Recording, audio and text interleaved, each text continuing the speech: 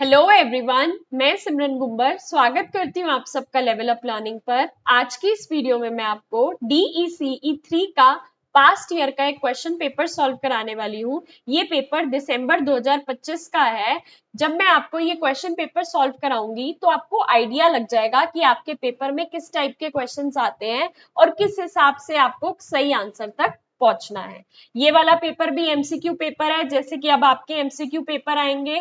कुछ इंपॉर्टेंट बातें, 100 नंबर का आपका पेपर होगा, 100 MCQ होंगे, हर क्वेश्चन 1 नंबर का होगा। ठीक है जी। पासिंग मार्क्स कितने हैं? पासिंग मार्क्स हैं 35, तो मिनिमम 35 MCQs आपको सही करके आने हैं। कोई नेगेटिव मार्किंग नहीं है, तो छोड़ के मत आना कोई भी क्वेश्चन को। 3 घंटे का आपका पेपर रहेगा। ठीक है जी। आज की इस वीडियो में मैं हिंदी और इंग्लिश दोनों मीडियम के क्वेश्चंस आपको दिखाने वाली हूँ और समझाने वाली हूँ, ताकि आपको बहुत ही अच्छे से सारी चीजें क्लियर हो जाए। ठीक है जी। और ये हमारा YouTube चैनल है लेवल अप लर्निंग सिमरन के नाम से, इसको जरूर जरूर सब्सक्राइब कर लेना। इसकी वीडियो सेक्शन में जाओगे तो मैंने DC1, DC2, DC3 की तैयारी बहुत ही अच्छे से करवाई है, बहुत ही अच्छे से इंपॉर्टेंट क्वेश्चंस कवर करवाए हैं। तो ये सारी वीडियोस जरूर देख कर जाना। प्लेलिस्ट सेक्शन पे जाओगे तो मैंने एक प्लेलिस्ट बनाई है जून 2026 एग्जाम्स प्रिपरेशन की। इसके अंदर ऑर्डर वाइज प्लेलिस्ट के अंदर मैंने सारी की सारी वीडियोस डाल दी है, तो इन वीडियोस को कम से कम 2 बार जरूर देखकर जाना। बिना किसी देरी के स्टार्ट करते हैं आज के पहले क्वेश्चन से। ठीक है जी। कौन सा क्वेश्चन का आंसर क्या है वो है समझाऊंगी, कौन सा गलत है, क्यों गलत है, सब कुछ समझाऊंगी। ठीक है जी। पहला क्वेश्चन, टैगोर का प्री स्कूल पाठ्यक्रम नियमित में से किस पर जोर नहीं देता? ठीक है, Tagore's curriculum for pre Schuler did not focus on. अब आपको ना क्वेश्चन को बहुत ही अच्छे से पढ़ना है कि किसमें पूछा क्या गया। अब इसमें नॉट पूछा है तो किस चीज पे फोकस नहीं करता। ठीक है जी। तो यहां पर इसका करेक्ट आंसर हमारा होगा विषय केंद्रित पाठ्यक्रम। क्यों? क्योंकि इस पे फोकस नहीं करता। ठीक है। गतिविधि क्रिया केंद्रित अधिगम बिल्कुल सही, इस पे फोकस करता है। पर्यावरण के माध्यम से सीखना, इस पे भी करता है फोकस। रचनात्मक आत्म अभिव्यक्ति, इस पे भी करता है। लेकिन विषय केंद्रित पाठ्यक्रम पे फोकस नहीं करता इनका करिकुलम, और इन्होंने नहीं पूछा था, तो ये सब्जेक्ट सेंटर्ड करिकुलम हो जाएगा। देखो, रविंद्रनाथ टैगोर हमेशा बच्चों की आजादी और उनके नेचुरल ग्रोथ के पक्ष में थे। वो सब्जेक्ट सेंटर्ड यानी कि किताबी या विषय केंद्रित पढ़ाई के सख्त खिलाफ थे, क्योंकि वह बच्चे को रटने पर मजबूर करती है ना। सब्जेक्ट सेंटर्ड चीजों में ऐसे होता है कि बच्चों को रटना पड़ता है, और वो टैगोर जी बिल्कुल नहीं मानते थे। इन्होंने नोट पूछा है तो सब्जेक्ट सेंटर्ड हो गया। बाकी सब जो है activity centred, learning through the environment, creative self expression, इन सब पर वो बिलीव करते थे। आगे चलते हैं, अगला क्वेश्चन क्या कह रहा है। मोंटेसरी कक्षाओं की विशेषता होती है, क्या होती है? Montessori classrooms are characterised by individualised teaching, व्यक्तिगत शिक्षण। कैसे? देखो, मारिया मोंटेसरी जी का मानना था कि हर बच्चा अपनी स्पीड से सीखता है, इसलिए मोंटेसरी क्लासरूम में इंडिविजुअलाइज्ड टीचिंग, हर बच्चे पर अलग से ध्यान देने पर फोकस किया जाता है। ठीक है जी, सीधा सीधा आंसर है। आगे चलते हैं। गांधी जी ने प्री स्कूल वर्षों के दौरान एक नए दृष्टिकोण की सिफारिश की और उसका नाम दिया। आपको पता है गांधी जी ने जो बच्चों की एजुकेशन के लिए एजुकेशन का कॉन्सेप्ट दिया था, उसका नाम था पूर्व बुनियादी शिक्षा, प्री बेसिक एजुकेशन। ठीक है जी। महात्मा गांधी जी ने 7 से 14 वर्ष के बच्चों के लिए बेसिक एजुकेशन दी थी, लेकिन उन्होंने प्री स्कूल यानी कि 7 वर्ष से कम के बच्चों के लिए जो दृष्टिकोण दिया था वो था पूर्व बुनियादी शिक्षा। आगे चलते हैं, फोर्थ क्वेश्चन क्या कहता है। फोर्थ क्वेश्चन कहता है, चित्र संचार उपकरण के रूप में अमूर्त अवधारणाओं को अधिक डैश बनाते हैं। Pictures as communication aids make abstract concepts more, abstract concepts को मोर क्या बनाते हैं?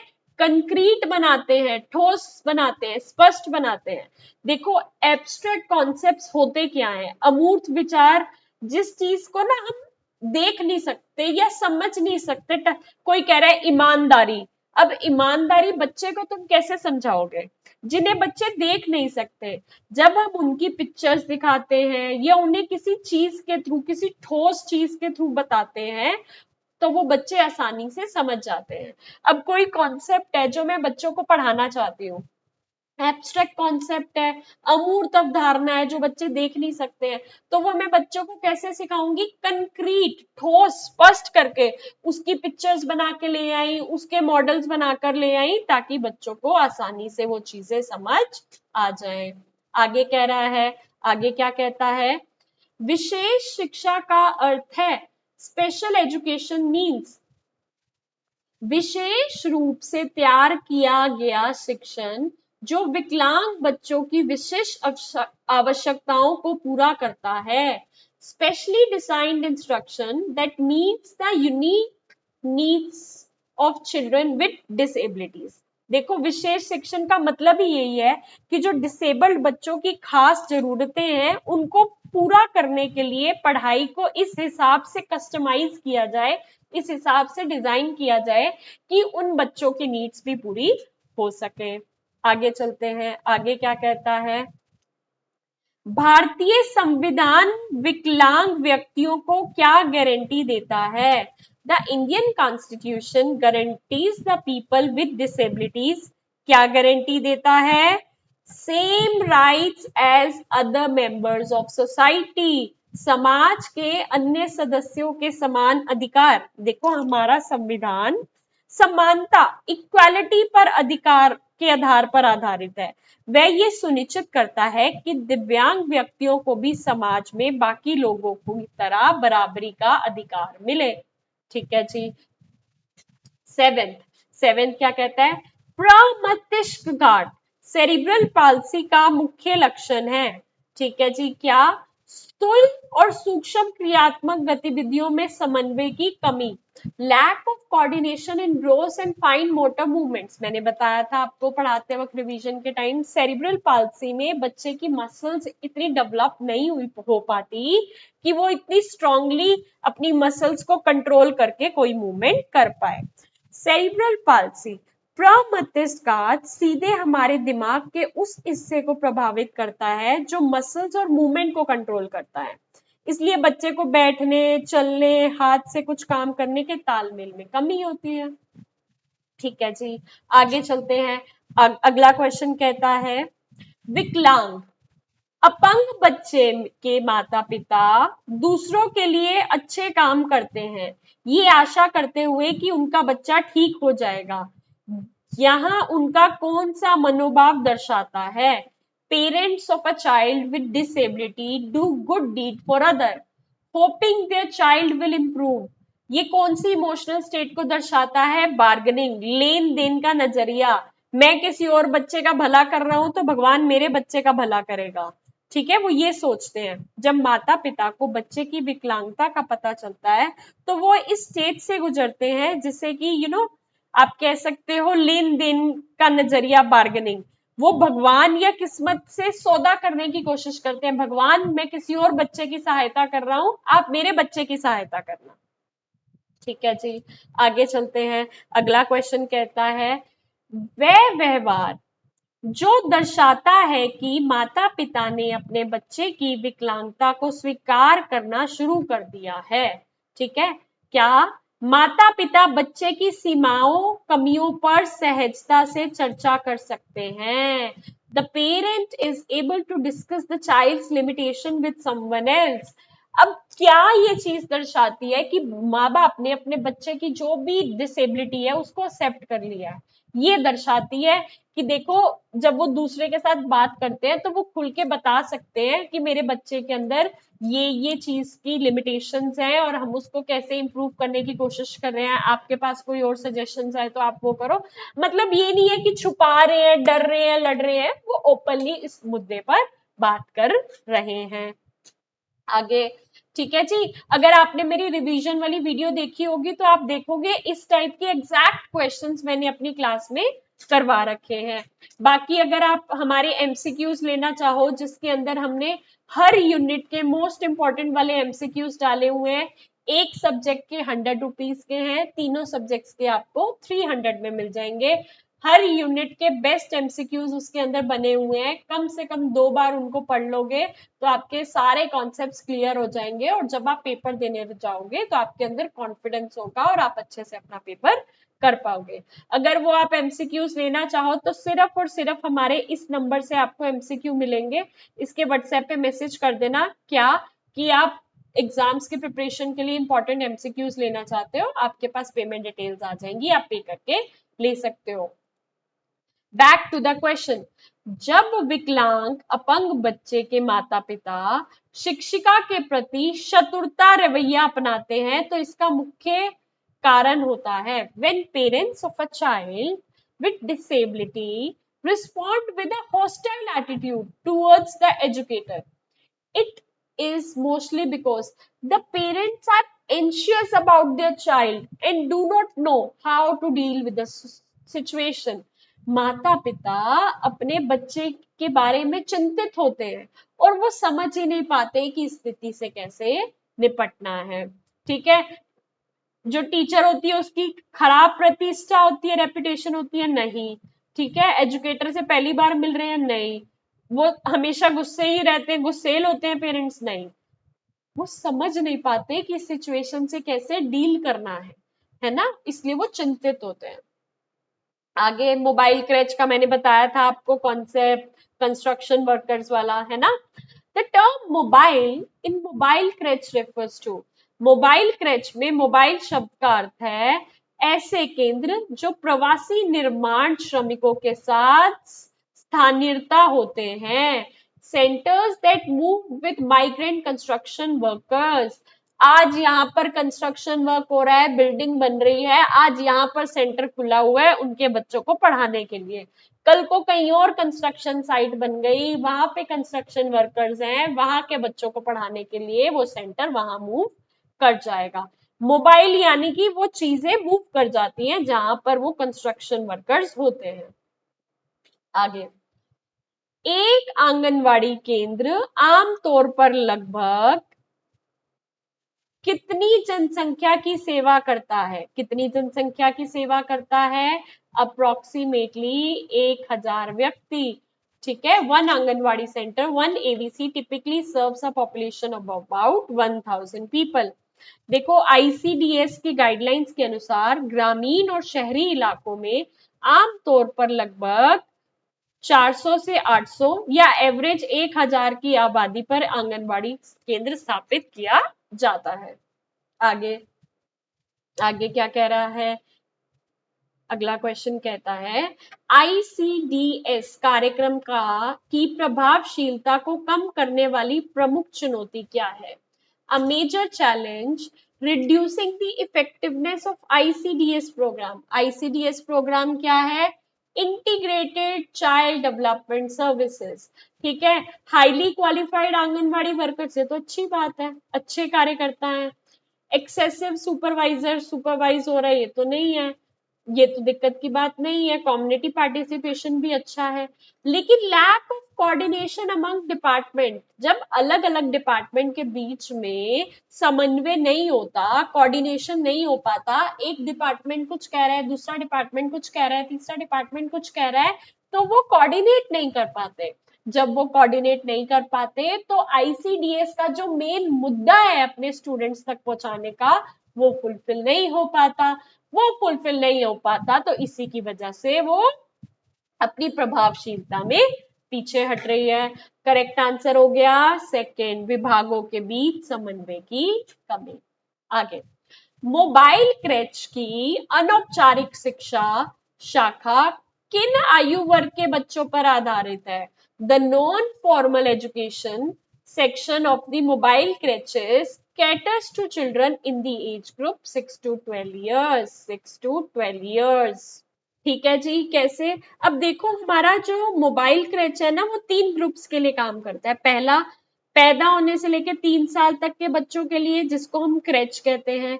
3 से 6 साल तक के बच्चे जो प्री स्कूल बालवाड़ी कहते हैं, और फिर जो बच्चे स्कूल जाने की उम्र के हो चुके हैं, दैट इज 6 to 12 years, इनको स्कूल से जोड़ने के लिए हम नॉन फॉर्मल एजुकेशन, अनौपचारिक शिक्षा दी जाती है। आगे चलते हैं, अगला क्वेश्चन क्या कहता है, frequent temper tantrums of the child are reinforced when बच्चे द्वारा बार बार क्रोधावेश दिखाने को तब बढ़ावा मिलता है जब माता पिता बच्चे की मांग मान लेते हैं। Parents give in to the child's demand, बच्चा ये मांग रहा है, मुझे आज तो यही खाना है, मैं तो यही खाऊंगा, इसके बिना मैं कुछ खाऊंगा नहीं। माँ बाप कहते हैं और बेचारा बच्चा भूखा रह जाएगा, ले बेटा खा ले। ठीक है, जब आप उस बच्चे की डिमांड्स को पूरी कर देते हो तो उसको आदत पड़ जाती है अपनी मर्जी मनवाने की। रीइंफोर्स का मतलब होता है बढ़ावा मिलना। अगर बच्चा रोता चिल्लाता है, टेम्पर टेंट्रामेंट्स दिखाता है और माता पिता उसकी जिद पूरी कर देते हैं, तो बच्चा इस चीज को सीख जाता है कि रोने से अपनी बात मनवा ली जाएगी।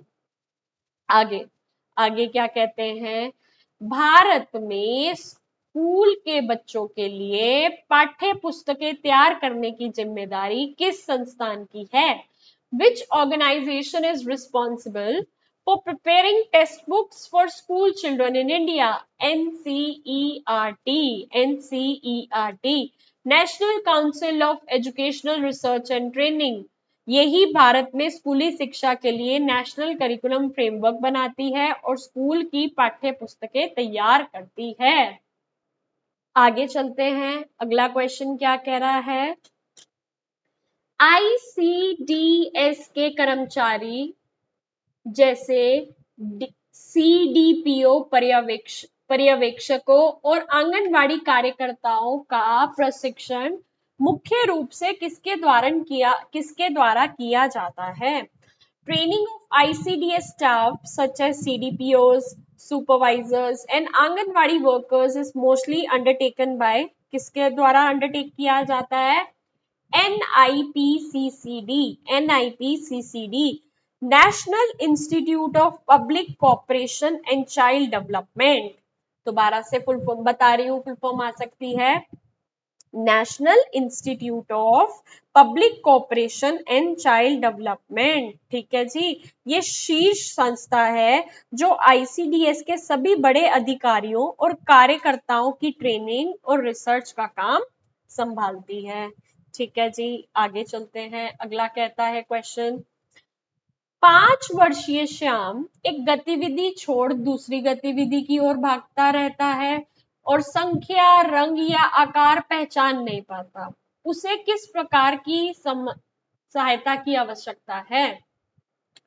5-year-old Sham frequently changes from one activity to another and cannot recognize numbers, colors and shapes. What kind of help does he need? He need one-to-one teaching. व्यक्तिगत एक से एक शिक्षण। क्यों? देखो श्याम का ना ध्यान जो है बहुत जल्दी भटक रहा है, तो शॉर्ट अटेंशन स्पैन है और उसे बेसिक चीजें पहचानने में भी दिक्कत आ रही है। ऐसे बच्चे को ग्रुप की बजाय अगर आप व्यक्तिगत ध्यान देंगे, 1-to-1 टीचिंग करेंगे, तो आप उसकी जरूरतें समझ पाओगे और उसकी जरूरतें समझ के उसे धीरे धीरे सिखा पाओगे। आगे, जिन बच्चों को बैसाखी या व्हील चेयर की आवश्यकता होती है उन्हें माना जाता है गति संबंधी कठिनाई वाले बच्चे। The children who need crutches और wheel chair are considered children with movement difficulties, उन्हें चलने में दिक्कत आती है ना। आगे चलते हैं, अगला क्वेश्चन कहता है, of the following the hardest to measure directly is, निम्नलिखित में से किसको मापना सबसे कठिन है? सोशियो इमोशनल रिलेशनशिप, सामाजिक भावनात्मक संबंध को मापना बहुत ही मुश्किल है। क्यों? किसी बच्चे के सामाजिक और भावनात्मक रिश्ते, जैसे वो किसी से कितना प्यार करता है, वो किसको कितनी नफरत करता है, कितना किसी से टाइम स्पेंड करना पसंद करता है, वो सीधा कोई स्केल या मशीन से आप माप ही नहीं सकते। कोई डायरेक्ट मेजरमेंट का वो ही नहीं है कि आप सीधा सीधा माप लो, ये तो एक भावना है ना, तो भावना को मुश्किल करना, मेजर करना सबसे मुश्किल होता है। इंटेलिजेंट कैसे मापोगे आप? आईक्यू टेस्ट से माप सकते हो। मूवमेंट डिफिकल्टीज कैसे मापोगे? अगर वो बच्चा चल पा रहा है तो आपको पता है ठीक है, नहीं चल पा रहा तो दिक्कत है, ठीक है। और हियरिंग लॉस, वो तो ऑडिटरी जो टेस्ट होते हैं उससे पता चल जाएगा कितना उसका हियरिंग लॉस है। तो सोशियो इमोशनल रिलेशनशिप्स को मेजर कर पाना मुश्किल है क्योंकि ये भावनाएं हैं। आगे अगला क्वेश्चन, एक आक्रामक बच्चा जो मित्रता के प्रयासों को ठुकरा देता है उसे माना जाएगा कि उसमें, देखो, N aggressive child who repels efforts eight friendship would be considered having a socio emotional difficulty, सामाजिक भावनात्मक कठिनाई। देखो, गुस्सा करना अग्रेशन और दोस्तों से दूर भागना भागना सोशल और इमोशनल सामाजिक भावनात्मक विकास में आ रही परेशानियों को दर्शाता है, ठीक है जी। तो अब अगर जो फ्रेंड्स नहीं बनाना चाहता, गुस्सा करता है, तो उसकी सोशल और इमोशनल दिक्कतें हैं, कठिनाइयां हैं, वही आपको ऑप्शन में दिख गया, ठीक है। विजन प्रॉब्लम, इससे देखने का तो कोई लेना देना है ही नहीं, बात करने का भी कोई लेना देना है नहीं, संचार संबंधी भी कोई दिक्कत नहीं है, बात करने में तो दिक्कत है ही नहीं, उसको तो गुस्सा आता है इसलिए नहीं वो फ्रेंड्स बना रहा, देखने में भी दिक्कत नहीं है, दिमाग में भी कोई दिक्कत नहीं है, बस उसको गुस्सा और फ्रेंडशिप्स पसंद नहीं है, सोशल रिलेशनशिप्स पसंद नहीं है। बौद्धिक विकलांगता, जिसे पहले मानसिक मंदता कहा जाता था, के बारे में निम्नलिखित में से कौन सा कथन सही है, ठीक है। Which of the following statement about intellectual disability earlier known as mental retardation is true? एक एक चीज को समझते हैं। ये एक ऐसी बीमारी है जिसे ठीक किया जा सकता है? देखो नहीं, इसको प्रॉपर तरीके से, जैसे कहते हैं ना फुल तरीके से, वो पॉसिबल नहीं है। आगे, a condition that slows brain development and physical growth, बिल्कुल सही। ये एक ऐसी डेवलप कंडीशन है जिसमें आपका दिमाग की डेवलपमेंट और फिजिकल ग्रोथ स्लो हो जाती है। ये एक ऐसी स्थिति है जो मस्तिष्क के विकास और शारीरिक वृद्धि को धीमा कर देती है। ये एक ऐसी कंडीशन है जो सिर्फ बॉयज को इम्पैक्ट करती है? नहीं, ऐसा कुछ नहीं है। सिर्फ लड़कों को करती है? नहीं। ऐसी कंडीशन है सिर्फ एकेडमिक अचीवमेंट में दिक्कत होगी कि सिर्फ आप स्कूल में नहीं पढ़ाई कर पाओगे बाकी सब सही है? नहीं। तो आपका सेकंड ऑप्शन बिल्कुल सही है। ये एक ऐसी स्थिति है जिसमें मस्तिष्क के विकास और शारीरिक वृद्धि में को धीमा करती है, ठीक है जी। आगे चलते हैं। अगला क्वेश्चन कहता है, जिस बच्चे की रीढ़ की हड्डी को नुकसान पहुंचा है उसे किसमें समस्या हो सकती है? A child with damage to the spinal cord may show problems in sensation and movement, ठीक है। संवेदना और गति में दिक्कत हो सकती है। हमारी रीढ़ की हड्डी स्पाइनल कॉर्ड दिमाग से पूरे शरीर में सिग्नल भेजती है। अगर इसमें चोट लगती है तो दिमाग का शरीर के अंगों से संपर्क टूट जाता है, ठीक है जी। अगर रीढ़ की हड्डी में चोट लग जाती है तो इसका दिमाग का शरीर के अंगों से संपर्क टूट जाता है, जिससे महसूस करने की शक्ति यानी कि सेंसेशन और चलने फिरने की क्षमता यानी कि मूवमेंट प्रभावित होती है। आगे चलते हैं। पेशीय दुष्पोषण क्या कहते हैं? मस्कुलर डायस्ट्रोफी कार्य करने के किस क्षेत्र को प्रभावित करती है? Muscular dystrophy effects which area of functioning? Physical and motor, शारीरिक एंड क्रियात्मक। देखो, मस्कुलर डायस्ट्रोफी एक ऐसी जेनेटिक बीमारी है जिसमें शरीर की मांसपेशियां मसल्स धीरे धीरे कमजोर होती जाती हैं, इसलिए यह सीधे तौर पर शारीरिक क्रियात्मक क्षमताओं को प्रभावित करता है। आगे कहते हैं, जब बच्चे को दौरा पड़े तो उस समय when the child has a fit क्या करना चाहिए? होल्ड द चाइल्ड टाइटली, बच्चे को दौरे के दौरान कस के पकड़ लो? नहीं, उससे उसको चोट लगने का डर है। उसके आसपास इकट्ठा हो जाओ? नहीं, सांस भी नहीं ले पाएगा बेचारा। Clear the area around the child of furniture and articles, बच्चे के आसपास से वस्तुएं या फर्नीचर को हटाना चाहिए। इन सब चीजों को हटा दो ताकि उसको कहीं चोट ना लग जाए इधर उधर किसी चीज से। ठीक है जी। और restrict the child side movement, नहीं, इससे भी चोट लगने का डर है, तुम जोर से पकड़ के रखोगे उसके सिर को, वो तो इतने चिल्लाएगा, तो डर लगने का है। ठीक है जी। तो जब बच्चे को दौरा फिट आए तो सबसे पहले ये काम करना चाहिए कि उसके आसपास की नुकीली चीजें, फर्नीचर हटा दो, ताकि झटके खाते वक्त उसे चोट ना लगे। ठीक है जी, तो थर्ड ऑप्शन बिल्कुल सही है। जन्म से बच्चे के एक या दोनों पैरों जन्म से बच्चे के एक या दोनों पैर नीचे की ओर मुड़े होते हैं, तो उसे क्या कहा जाता है? The condition when a child is born with one or both feet turn down is called club foot. ठीक है, गृहस्थी पैर क्लब फुट कहा जाता है। ठीक है। क्लब फुट एक जन्मजात समस्या है जिसमें बच्चे का पैर या दोनों पैर अंदर और नीचे की तरफ मुड़े हुए से दिखाई देते हैं। ठीक है, आगे चलते हैं। आगे क्या कह रहा है? निम्नलिखित में से कौन सा लक्षण मानसिक रोग से ग्रस्त बच्चे में नहीं पाया जाता? ठीक है, a symptom not shown by mentally ill child. क्या है जी? क्या कह रहे हैं? कम बुद्धिमत्ता और सभी क्षेत्रों के विकास में देरी, low intelligence and delayed milestones in all areas of development. देखो यहाँ पे मेंटल इलनेस, मानसिक बीमारी की बात हो रही है, ना कि मेंटल रिटार्डेशन। मेंटल रिटार्डेशन बड़े लेवल का वो होता है जिसमें बच्चों को दिक्कत होती है, मेंटली इल। ठीक है, मानसिक बीमारी, ये बुद्धि की कम नहीं होती बल्कि व्यवहार बिगड़ता है। ठीक है जी। तो इसमें शरीर के आगे पीछे झुलाना, सिर पटकना, अजीब आवाजें सुनना, ठीक है, तो ये सब चीजें होती हैं, लेकिन उसकी low intelligent and delayed milestones in all areas of development नहीं होती, क्योंकि ये यहाँ पर मेंटली इलनेस की बात की जा रही है, मानसिक बीमारी है ये। ठीक है, मेंटल रिटार्डेशन अलग है, मेंटली इल अलग है।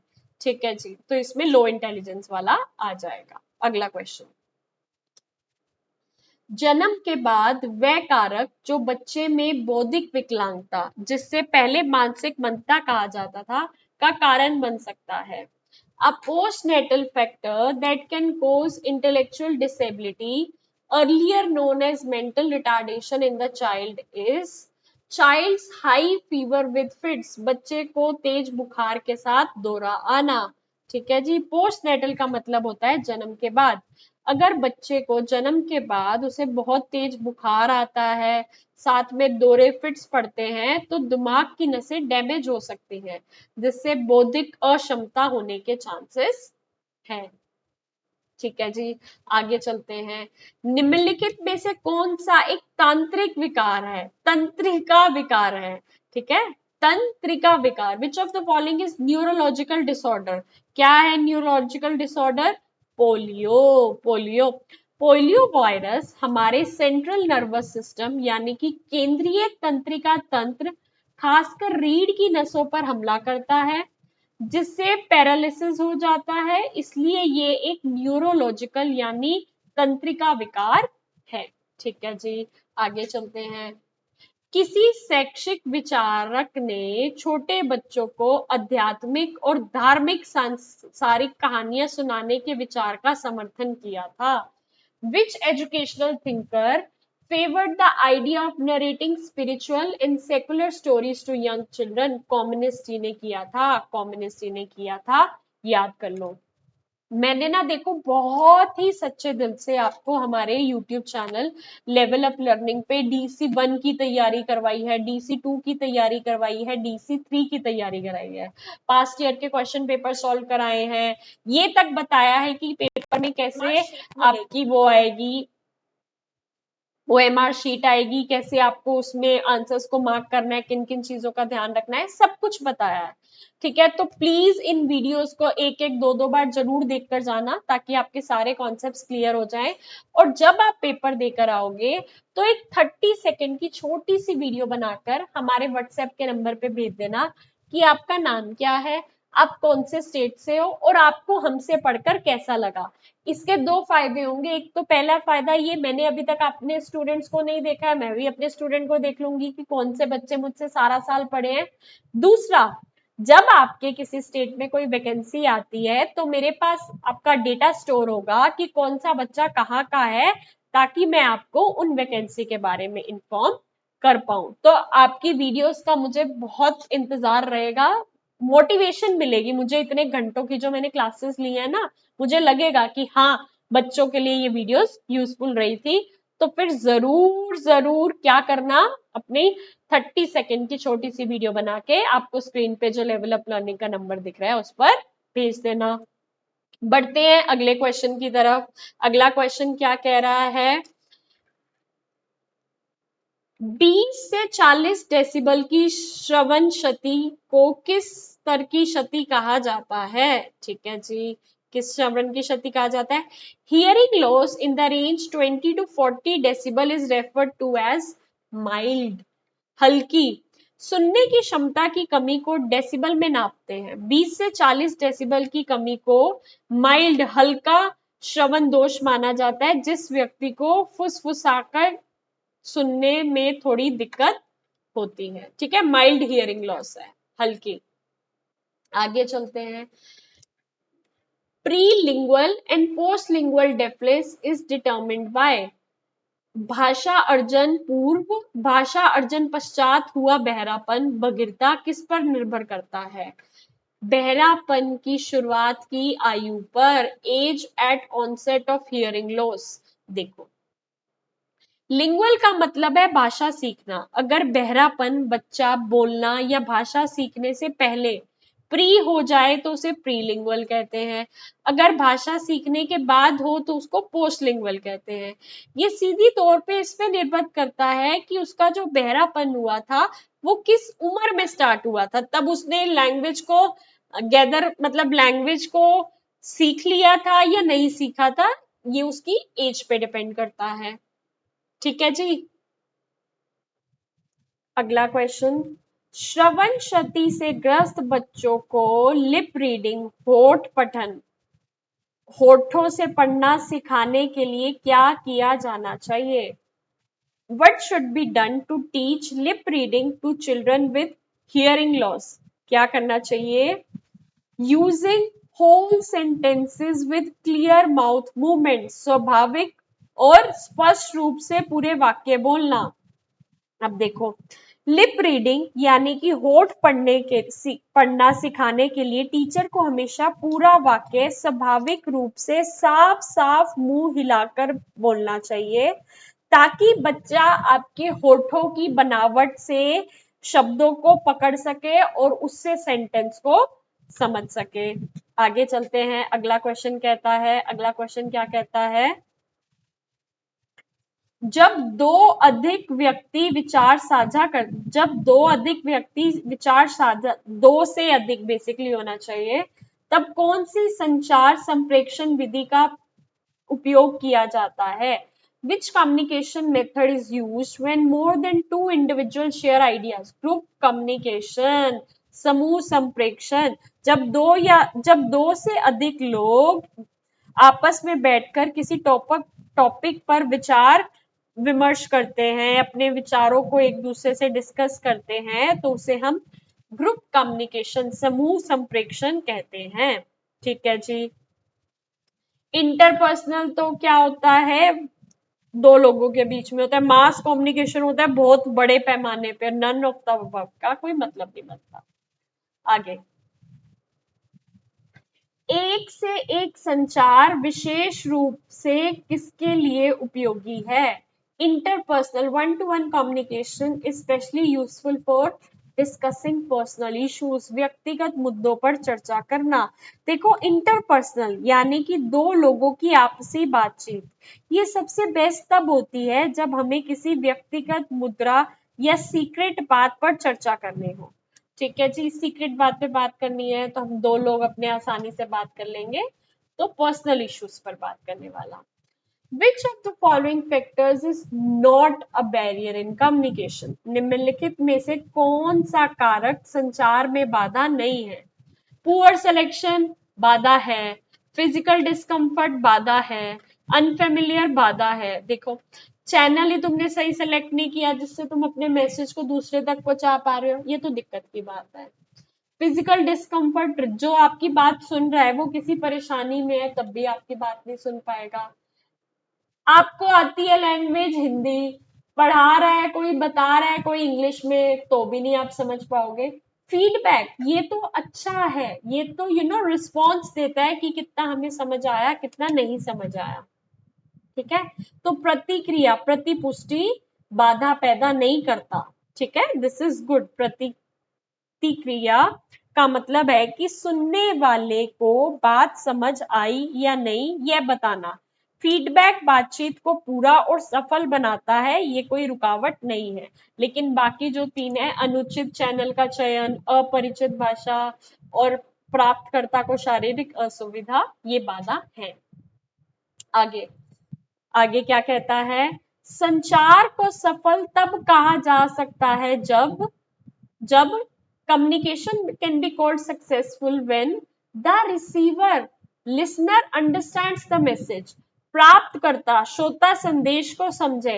अब मान लो मेरा कम्युनिकेशन कब सक्सेसफुल होगा, जब मैं जो आपको पढ़ा रही हूँ वो मेरे लिसनर्स, मेरे रिसीवर्स, मेरे प्राप्तकर्ता आप लोगों को मेरी बात अच्छे से समझ आ जाए कि मैं क्या पढ़ाना चाह रही थी, क्या क्वेश्चन समझाना चाह रही थी। अगर आपको वो क्वेश्चन समझ आ जाता है तो इसका मतलब है कि मेरी बात सक्सेसफुल हो गई। आगे केस स्टडी, केस अध्ययन, केस स्टडी के रूप में संचार की विधि लोगों को मुख्यतः किसमें मदद करती है। Case study as a method of communication mainly helps people to learn from real experiences of others। अगर आपने मेरी कल वाली रिविजनरी वीडियो देखी होगी तो इसी टाइप के बहुत से क्वेश्चंस मैंने कराए हैं। ये पास्ट ईयर के क्वेश्चंस देखोगे, बहुत से इसी टाइप के क्वेश्चंस हमारी उसमें थे। मतलब हम आपको बिल्कुल सही तरीके से पढ़ा रहे हैं, तो इसलिए उन वीडियोस को जरूर देखना। केस स्टडी में बेसिकली हम किसी की केस स्टडी करते हैं कि इसके साथ ये दिक्कत हुई, किस चीज की वजह से दिक्कत हुई और वो उस समस्या से, उस दिक्कत से कैसे बाहर आया, क्या उसका समाधान था।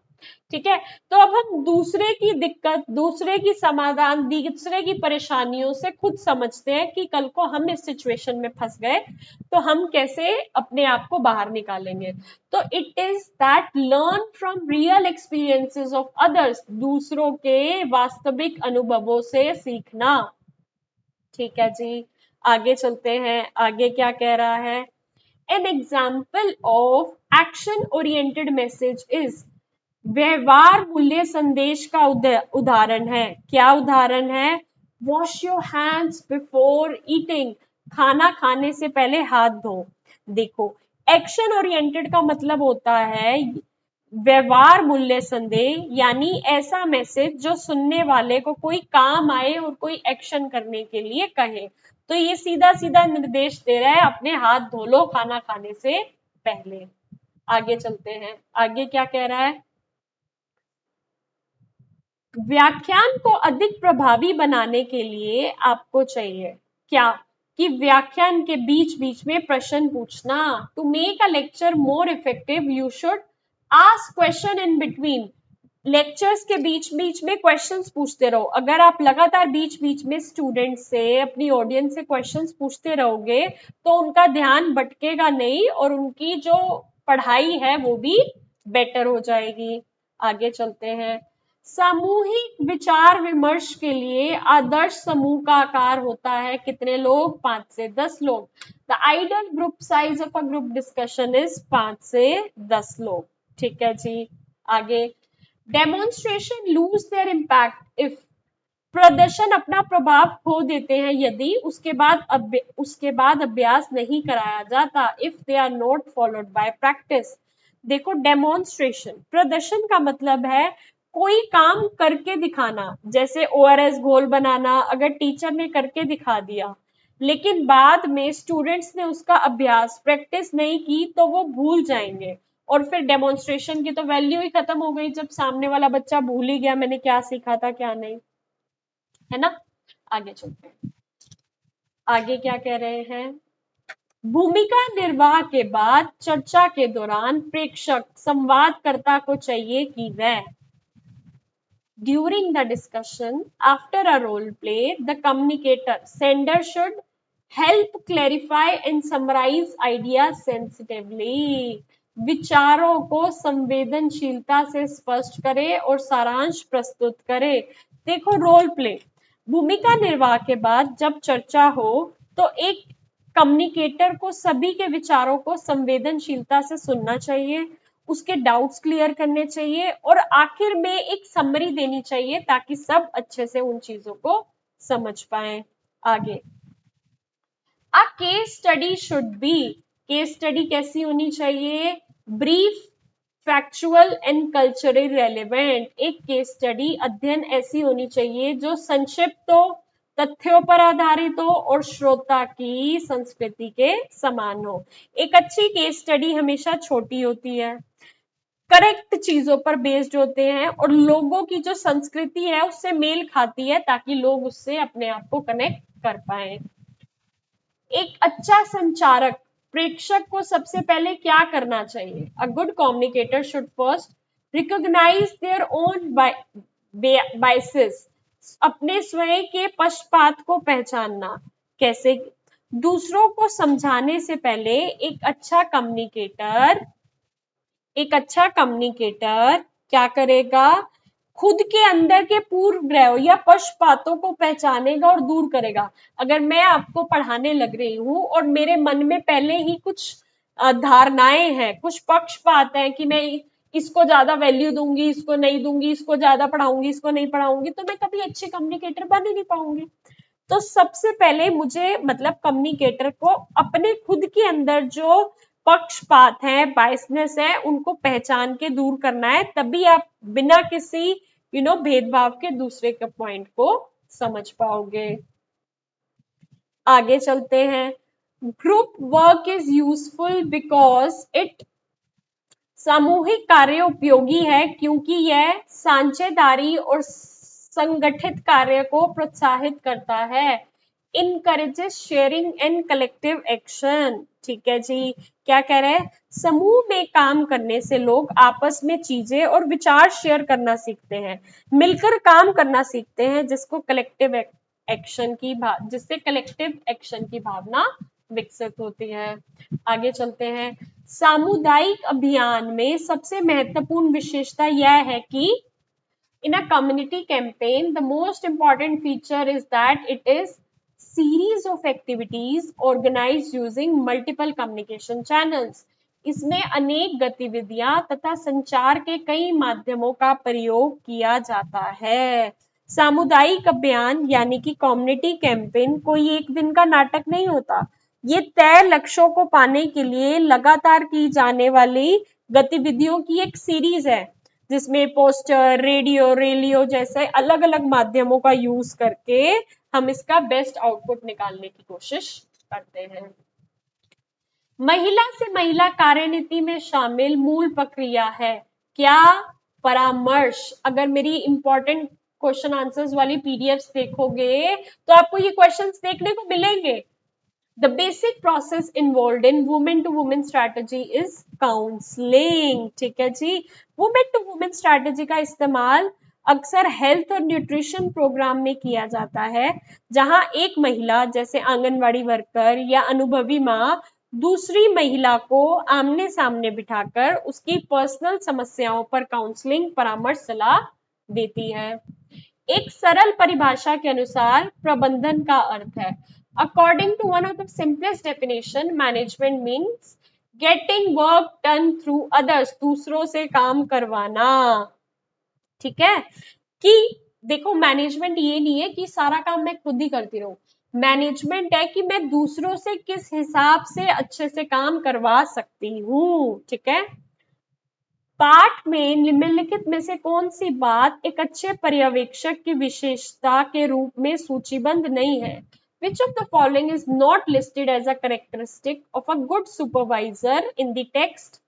किस टेक्स्ट में? गुड कम्युनिकेशन स्किल होना चाहिए, है ना, अच्छे संचार कौशल होने चाहिए, फ्लेक्सिबिलिटी, लचीलापन होना चाहिए, जिम्मेदारी भी लेनी चाहिए।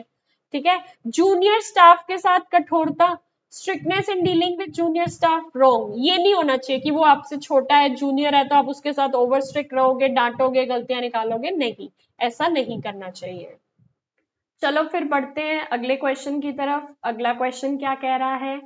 An example of non recurring expenditure under budgeting is, non recurring expenditure under budgeting is, budget के अंतर्गत अनावर्ती नॉन रेकरिंग अव्यय का उदाहरण है। देखो, दो टाइप के एक्सपेंडिचर होते हैं, एक अकरिंग एक रेकरिंग और दूसरा नॉन रेकरिंग। रेकरिंग होते हैं जो हर महीने हमारे एक्सपेंस होते हैं, जैसे हमें स्टाफ की सैलरी देनी है, बिजली का बिल देना है। और नॉन रेकरिंग होते हैं एक बार ले लिया वो चलता रहेगा। तो देखो, फूड कॉस्ट, भोजन का खर्च तो हमेशा हर महीने आता रहेगा, वेतन और मजदूरी भी आती रहेगी, दवाइयां भी आती रहेंगी। लेकिन फर्नीचर और बर्तन, फर्नीचर एंड यूटेंसिल्स एक बार परचेज कर लिए, फिर उसको बार बार जल्दी से हर महीने चेंज करने की जरूरत नहीं पड़ती ना। तो नॉन रेकरिंग एक्सपेंडिचर अनावर्ती अव्यय वे खर्च होते हैं जो रोज रोज बार बार नहीं करने पड़ते, बल्कि एक बार खरीद कर लंबे समय तक चलते रहते हैं, जैसे कि हमने स्कूल के लिए फर्नीचर ले लिया, बर्तन खरीद लिए। ठीक है, आगे चलते हैं अगले क्वेश्चन की तरफ। निम्नलिखित में से कौन सी सेवा मोबाइल क्रच द्वारा निर्माण श्रमिकों के बच्चों को प्रदान नहीं की जाती? Which of the following services is not provided by mobile crutches for children of construction laborers? अब इसमें इन्होंने नहीं पूछा है, नॉट पूछा है, तो आपको ध्यान रखना है। देखो, 3 वर्ष से कम आयु के बच्चों के लिए क्रैच सुविधाएं ये तो होती है, 3 से 6 वर्ष के बच्चों के लिए बालवाड़ी ये भी होती है, 6 से 12 वर्ष के बच्चों के लिए अनौपचारिक शिक्षा ये भी होती है। लेकिन अनाथ बच्चों के लिए गोद लेने की सेवाएं, adoption services for orphanage children, इसका वो नहीं है, इसकी सर्विस नहीं है। ठीक है जी, आगे चलते हैं। अगला क्वेश्चन कहता है, किसी बच्चे के व्यवहार को समस्यापूर्ण व्यवहार तब माना जाता है जब यह a child's behavior is considered difficult behavior when it affects self adjustment and disturbs other, जब उसके स्वयं को समायोजन को प्रभावित करता है, जब स्वयं के समायोजन को प्रभावित करता है और दूसरों को परेशान करता है। किसी बच्चे के बर्ताव को समस्यापूर्ण या मुश्किल व्यवहार तब माना जाता है जब उसके खुद के विकास यानी कि सेल्फ एडजस्टमेंट को रोकने लगे और समाज या क्लास में बाकी लोगों को भी उससे दिक्कत होने लगे, परेशानी होने लगे, तो उसको हम समस्यापूर्ण व्यवहार की कैटेगरी में डाल देते हैं। आगे चलते हैं, अगला क्वेश्चन, निम्नलिखित में से कौन सा कारण असमयता मूत्रता बिस्तर गीला करने को संभावित कारण नहीं है? Which of the following factors is not a possible cause of bed wetting? पिछली वाली क्लास में मैंने बताया था, बच्चे बेड गीला कर देते हैं, मतलब क्या होता है, बिस्तर पर ही पेशाब कर देते हैं। तो किसका संभावित कारण नहीं है? ठीक है, किस चीज का नहीं है? ऑटिज्म, स्वायलीनता, ऑटिज्म का ये कारण नहीं है। स्वायलीनता, ऑटिज्म एक सोशल कम्युनिकेशन डिसऑर्डर है। ये सीधे तौर पर रात को बिस्तर गीला करने का कारण नहीं है। ठीक है, बेड वेटिंग का मुख्य कारण हो सकता है जेनेटिकली उसके अंदर कोई प्रॉब्लम हो, पुअर ट्रेनिंग हो, उसे सीखा ही ना हो कि कैसे पेशाब करना है, कहां पर करना है, इमेच्योरिटी ऑफ यूरिनरी सिस्टम, यानी कि जो मूत्र प्रणाली की अपरिपक्वता, मतलब अभी वो उसके जो यूरिनरी सिस्टम्स हैं वो प्रॉपर से मेच्योर नहीं हुए, तो बच्चा अपने मूत्र पे कंट्रोल ही नहीं कर पाता और रात को अपने आप पेशाब कर देता है बिस्तर पे, उसको पता ही नहीं चलता। ठीक है जी, तो not a possible cause, not का क्या हो गया? ऑटिज्म, स्वलीनता इसका कॉज नहीं है। आगे चलते हैं, a withdrawn child should be help to become more social by, विनवर्ती व्यवहार संकोची दिखाने वाले बच्चे को अधिक सामाजिक बनाने में मदद करने के लिए क्या करना है? Give her punishment for silence, उसको चुप रहने के लिए दंड देंगे? नहीं। फोर्सिंग हर टू पार्टिसिपेट, जबरदस्ती भाग लेने पे मजबूर करेंगे? नहीं। उसे कोमल प्रोत्साहन और माता पिता को परामर्श देना चाहिए। Gentle encouragement and parental counselling, कि उसको आप प्यार से प्रोत्साहन कर रहे हो, कैसे आगे बढ़ सकते हो, कैसे कर सकते हो, उसके माता पिता की काउंसलिंग करोगे कि अपने बच्चे को समझाएं प्यार से, अच्छी अच्छी अपॉर्चुनिटीज दे कि जिससे वो काम कर पाए बच्चा, है ना। तो विड्रॉन बिहेवियर, जो लोगों से बातचीत नहीं करता, लोगों से इंटरैक्ट नहीं करता, वो कैसे सोशल होगा, जब आप उसको कोमल प्रोत्साहन दोगे और माता पिता को परामर्श करोगे। तो थर्ड बिल्कुल सही है। Asking her peers to exclude her from activities, उसके साथियों को उससे गतिविधियों से अलग रखने को कहना चाहिए, नहीं। तो आपका करेक्ट आंसर हो गया थर्ड। आगे बढ़ते हैं। अगला क्वेश्चन क्या कहता है? अगला क्वेश्चन कहता है, निम्नलिखित में से किस तरीके द्वारा बच्चे के आक्रामक व्यवहार को नियंत्रित किया जा सकता है? Which of the following method helps to control aggressive behavior in children? ठीक है जी, अग्रेसिव बिहेवियर को कंट्रोल करने के लिए आप आक्रामक व्यवहार जब बच्चा दिखा रहा है उसको शारीरिक रूप से दंड दोगे? नहीं। Discourage aggressive behaviour and sometime उसको मना करोगे, कभी कभी उसको क्या करोगे, इग्नोर कर दोगे? नहीं। हर बार बच्चे के आक्रामक व्यवहार को हतोत्साहित करके, कंसिस्टेंटली डिस्करेजिंग अग्रेसिव बिहेवियर, एक बार उसने गुस्सा करा है, एक बार मनमानी करी है, उसको डांटा, अगली बार गुस्सा कर रहा है तो अगली बार भी डांटना है। बेसिकली कंसिस्टेंटली आपने उसके गुस्से वाले बिहेवियर को, अग्रेसिव बिहेवियर को डिस्करेज करना है। ये नहीं कभी इग्नोर कर रहे हो, कभी डांट रहे, कभी दंड दे रहे हो, कभी वो कर रहे, नहीं। एक कंसिस्टेंट बिहेवियर के साथ आपने उसके अग्रेसिव बिहेवियर को डिस्करेज करना है। प्रेजिंग द चाइल्ड, बच्चे की प्रशंसा करोगे, वाह वाह तूने लड़ाई करी, वाह वाह तू किसी का सर तोड़ के आ गया, नहीं, ऐसा नहीं करना। तो थर्ड ऑप्शन आपका बिल्कुल करेक्ट है। आगे चलते हैं, आगे क्या कहता है? अधिकांश नेत्रहीन लोग, most blind people can perceive shades of light and dark, प्रकाश और अंधकार के बीच भेद कर सकते हैं। कैसे? ये देखो, मेडिकल साइंस और सर्वे बताते हैं कि 100% पूरी तरह से अंधकार में रहने वाले दृष्टिबाधित बहुत कम होते हैं। मोस्ट ब्लाइंड पीपल यानी कि अधिकांश नेत्रहीन लोग कुछ हद तक रोशनी और अंधेरे में फर्क कर पाते हैं। तो इसका करेक्ट आंसर हो जाएगा थर्ड। आगे चलते हैं। नेत्रहीन व्यक्तियों में अवरोध पहचानने की क्षमता यानी कि बाधा संविति किस कारण से होती है? ठीक है जी, क्या कह रहे हैं? Obstacle sense in blind person is due to advance use of hearing, उनका सुनने की ज्ञानेंद्री का क्षय प्रयोग।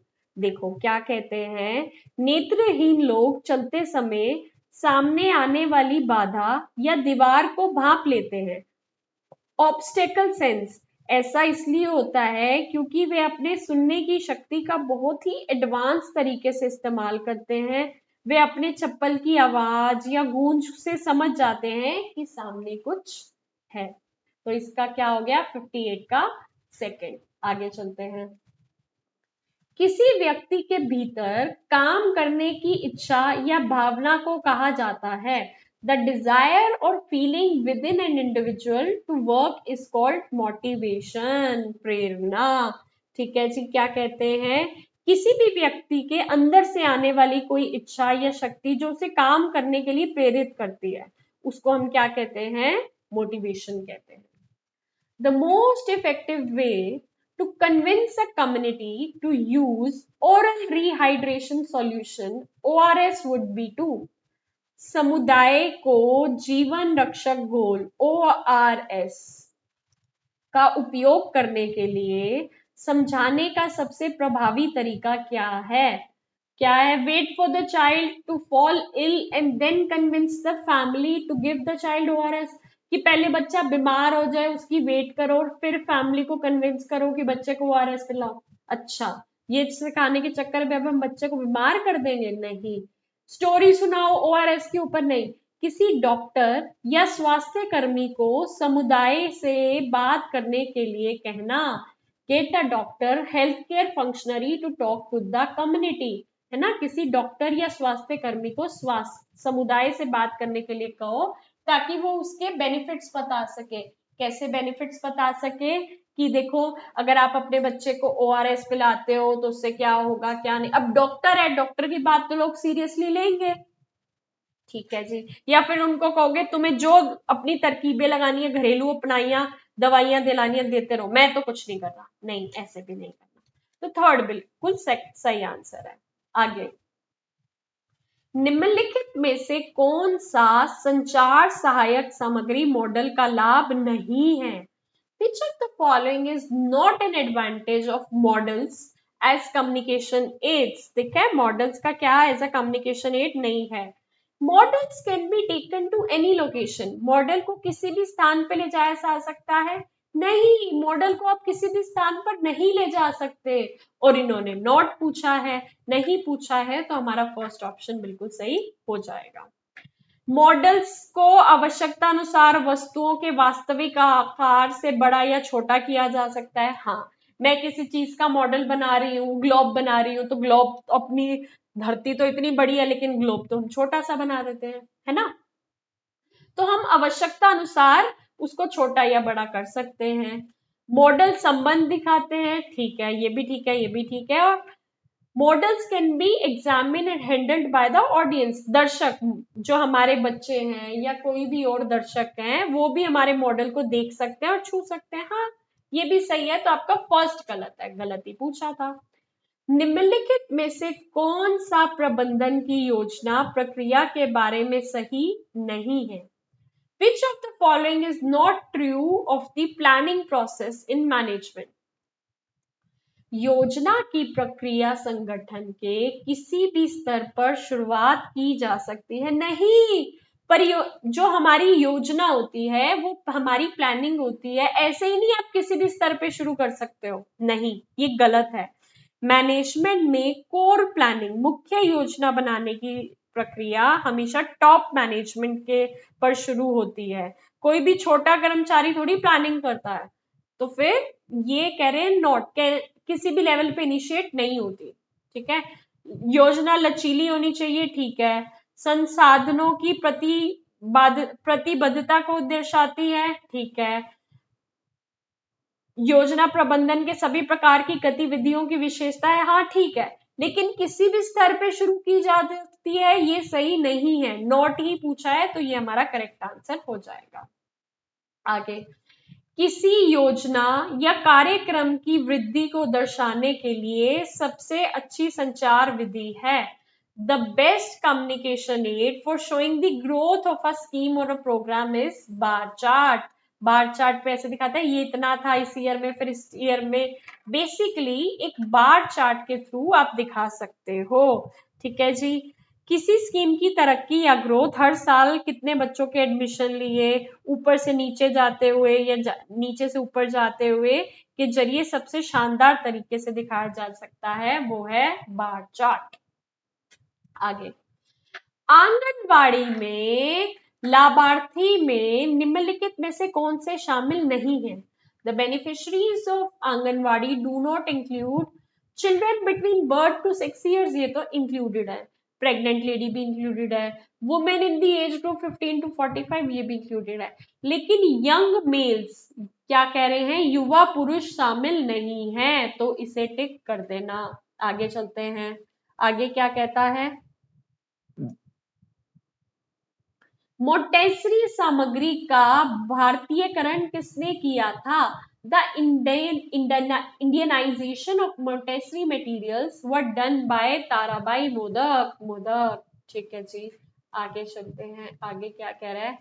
विकलांग अपंग बच्चे के संदर्भ में एक प्रारंभिक बाल देखभाल कार्यकर्ता की भूमिका में निम्नलिखित में से कौन से शामिल नहीं है? आपको बहुत ही ज्यादा ध्यान रखना है कि क्वेश्चन में कहां पर नहीं नॉट लिखा हुआ है ना। तो identification of disability in the child, है ना, क्या कह रहे हैं? बच्चे में विकलांगता की पहचान करना, ये तो है। माता पिता के साथ संवाद करना, ये भी है। ठीक है, बच्चे की शैक्षिक योजनाएं तैयार करना ये भी है। लेकिन विकलांगता के लिए दवा लिखना, विकलांगता के लिए दवा लिखना डॉक्टर का काम है, हेल्थ केयर वर्कर का काम है। हमारा अर्ली चाइल्डहुड केयर वर्कर नहीं दवाई लिख सकता, वो डॉक्टर नहीं है। तो प्रिस्क्राइबिंग मेडिकेशन फॉर डिसेबिलिटी नहीं आता इसके अंदर। आगे चलते हैं, आगे क्या कह रहा है, क्वेश्चन नंबर 67। क्वेश्चन नंबर 67 कह रहा है, निम्नलिखित में से कौन विकलांग अपंग व्यक्तियों के पुनरावास का भाग नहीं है? Which of the following is not a part of rehabilitation of persons with disabilities? Vocational training, assistive devices, surgery, postnatal care of the mother. देखो वोकेशनल ट्रेनिंग भी है, असिस्टिव डिवाइसेस भी है, सर्जरी भी है, लेकिन postnatal care of the mother, rehabilitation of person with disability का part नहीं है। प्रसवोत्तर माता की देखभाल इसका पार्ट नहीं है। देखो रिहेबिलिटेशन पुनर्वास का मतलब है दिव्यांग व्यक्ति को दोबारा समाज में रहने लायक और आत्मनिर्भर बनाना। बच्चे के जन्म के बाद माँ की देखभाल करना, माँ की सेहत के लिए, ये बेसिकली उसका रिहेबिलिटेशन का पार्ट नहीं है। आगे चलते हैं, आगे क्या कहता है, the least restrictive educational setting for a child with disability is, विकलांग अपंग बच्चे के लिए सबसे कम प्रतिबंधित शैक्षिक परिवेश है क्या? नियमित आम विद्यालय, रेगुलर स्कूल। क्यों रेगुलर स्कूल? देखो लीस्ट रिस्ट्रिक्टिव का मतलब होता है सबसे कम पाबंदी वाला या सबसे आजाद माहौल। एक नॉर्मल स्कूल जहां दिव्यांग बच्चा काफी समान बच्चों के साथ खेलता और पढ़ता है, उसे सबसे बेस्ट और खुला माहौल मिलता है, इसी को समावेशी शिक्षा कहते हैं। तो ये रेगुलर स्कूल आपका आंसर हो गया। आगे, ऐसे माता पिता जो बच्चे को वे काम नहीं करने देते जो वो आसानी से या थोड़े प्रयास से कर सकते हैं, वो होते हैं क्या? Parents who do not let the child do the thing she can do easily or with some effort are parents with overprotective attitude, अधिकांश संरक्षण प्रदान करने वाले माता पिता। ठीक है जी, कैसे? नहीं नहीं नहीं बेटा ये मत करो, तुम ये नहीं कर पाओगे, तुम्हें चोट लग जाएगी। ये ओवर प्रोटेक्टिव पेरेंट्स होते हैं। कुछ माता पिता अपने बच्चे को लेकर इतने आजाद, इतने ज्यादा डरे हुए होते हैं कि कोई काम बच्चा खुद कर सकता है या कुछ करने लगता है तो उसके माँ बाप कहते हैं नहीं नहीं नहीं बेटा तुम मत करो, मैं करके दे देती हूँ, तुम्हें चोट लग जाएगी, जो कि गलत है। अगला क्वेश्चन, अगला क्वेश्चन क्या कहता है, निम्नलिखित में से कौन सी स्थिति फिजियोथेरेपी से ठीक नहीं की जा सकती? ठीक है, which of the following condition one can not be treated through physiotherapy? Convulsions, दौरे। ठीक है, कन्वल्शंस का मतलब होता है दौरे। ये दिमाग के इलेक्ट्रिक सिग्नल्स की गड़बड़ी से होता है जिसका इलाज केवल न्यूरोलॉजिकल दवाइयों से हो सकता है, कसरत या फिजियोथेरेपी से नहीं होता। ठीक है, बाकी जो बीमारियां हैं polio, cerebral palsy and muscular dystrophy, ये तीनों बीमारियों में मांसपेशियों और हड्डियों की मूवमेंट में दिक्कत होती है, इसलिए फिजियोथेरेपी, कसरत, मालिश से काफी हद तक सुधार आ जाता है, लेकिन दौरे कन्वल्शंस में नहीं आता। आगे चलते हैं, आगे क्या कह रहा है, you want to sensitize the community about the needs and rights of persons with disabilities. Which method of communication is best suited for this purpose? आप विकलांग व्यक्तियों की आवश्यकताओं और अधिकारों के बीच में के बारे में समुदाय को संवेदनशील बनाना चाहते हैं, इसके लिए सबसे उपयुक्त संचार विधि कौन सी होगी? रेडियो पे उस टॉपिक के बारे में बात करें, लेक्चर दें, केस स्टडी करें या रोल प्ले। विषय पर भूमिका निर्वाह यानी कि role play on the topic. लोगों के दिलों में सहानुभूति, एम्पैथी जगाने और संवेदनशील बनाने के लिए रोल प्ले, नाटक, भूमिका निर्वाह सबसे बेस्ट है। जब लोग खुद को या किसी के को दिव्यांग के रोल में एक्टिंग करते हुए देखते हैं तो वो उसके दर्द और अधिकारों की गहराई को महसूस कर पाते हैं, तो इससे वो सेंसिटाइज होंगे, है ना। आगे शिक्षा में प्रकृतिवाद की अवधारणा किसने दी थी? The concept of naturalism in education was introduced by Rousseau. ठीक है जी, आगे चलते हैं। अगला क्वेश्चन कह रहा है पूर्व प्राथमिक शिक्षा में माँ की भूमिका के महत्व पर जोर किसने दिया था? Importance of mother's role in preschool education was emphasized by Pestalozzi। Pestology ने दिया था। आगे चलते हैं। Play gifts and play songs in kindergarten were introduced by. Kindergarten में प्ले गिफ्ट्स और प्ले सॉन्ग्स गीत का प्रयोग किसने प्रारंभ किया था? फ्रॉबेल जी ने। किसने किया था? फ्रॉबेल जी ने। मैंने आपको बताया था फ्रेडरिक फ्रॉबेल ने गार्टन यानी कि बच्चों के बगीचे की स्थापना की थी। उन्होंने बच्चों के खेलने के लिए खास खिलौने दिए जिन्हें गिफ्ट्स कहा जाता था, और साथ में गाने गाकर सिखाने के लिए प्ले सॉन्ग्स की शुरुआत की थी। आगे चलते हैं। अगला क्वेश्चन कहता है children with visual impairment may face most difficulty in. दृष्टि बाधित बच्चे को सबसे अधिक कठिनाई किसमें होती है? लर्निंग जेस्चर्स एंड एक्सप्रेशंस, हाव भाव और अभिव्यक्तियों को सीखने में। कैसे? देखो, विजुअल इम्पेयरमेंट यानी दृष्टि बाधित बच्चे देख नहीं सकते। हम इंसान मुस्कुराना, आंखें मटकाना, हाथ हिलाना दूसरों को देखकर ही तो सीखते हैं, लेकिन वो तो देख ही नहीं पाते। जब वो देख ही नहीं पाते तो सीखेंगे कैसे? है ना? आगे चलते हैं। The Braille alphabet consist of. Braille लिपि के अक्षर कितनी बिंदुओं से बनते हैं? 6 बिंदुओं से बनते हैं, 6 डॉट से बनते हैं। आगे चलते हैं। The treatment of muscular dystrophy is. पेशीय दुष्पोषण मस्कुलर डायस्ट्रोफी का उपचार है रेगुलर एक्सरसाइज एंड फिजियोथेरेपी, नियमित व्यायाम और फिजियोथेरेपी। देखो, मस्कुलर डिस्ट्रॉफी आज की तारीख में कोई पक्का मेडिकल क्लियर नहीं है, लेकिन मांसपेशियों को पूरी तरह जाम होने से बचाने के लिए अगर आप रेगुलर एक्सरसाइजेस करोगे, फिजियोथेरेपी करोगे, तो उसका बहुत अच्छा रिजल्ट आएगा। आगे, a child who has no friends. एक बच्चा जिसके कोई फ्रेंड्स नहीं है has a special need and requires help, क्योंकि बच्चों के तो फ्रेंड्स होने चाहिए। एक बच्चा जिसका कोई मित्र नहीं है उसे विशेष आवश्यकता है और सहायता की जरूरत है।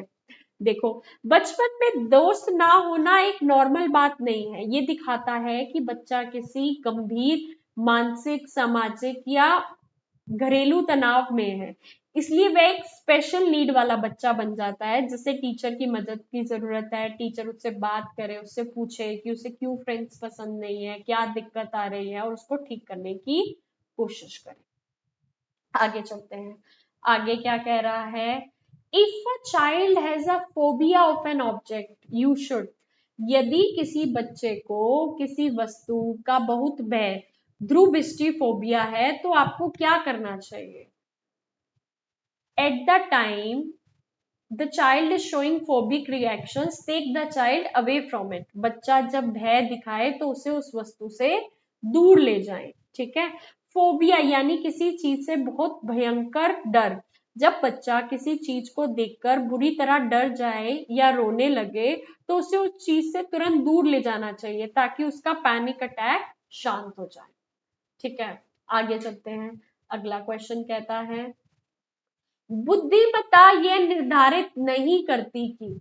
Intelligence does not determine. क्या क्या नहीं करती? कि how we relate to others emotionally करती है ना? हम दूसरों से भावनात्मक रूप से कैसे जुड़ते हैं ये तो हमारे दिमागी बुद्धिमत्ता कनेक्ट करती है। ठीक है? हाउ वी परफॉर्म अकेडमिकली, हम बेसिकली अपने स्कूल में कितना अच्छा प्रदर्शन करते हैं ये भी करती है। हम अपने परिवेश के अनुसार कैसे ढलते हैं, how we adapt to our environment, ये भी करती है। How physically strong we are, हम शारीरिक रूप से कितने ताकतवर है, वो हमारी इंटेलिजेंस से कनेक्टेड नहीं है, हो सकता है एक बच्चे का आईक्यू बहुत ज्यादा हो, 120 से ऊपर हो, बहुत इंटेलिजेंट हो, लेकिन शारीरिक तौर पे वो नॉर्मल हो, बहुत ज्यादा बहुत ही स्ट्रॉन्ग ना हो, है ना। तो इन्होंने पूछा था नॉट डेटरमाइन, नहीं, तो हमारा फोर्थ ऑप्शन बिल्कुल करेक्ट हो जाएगा यहाँ पर।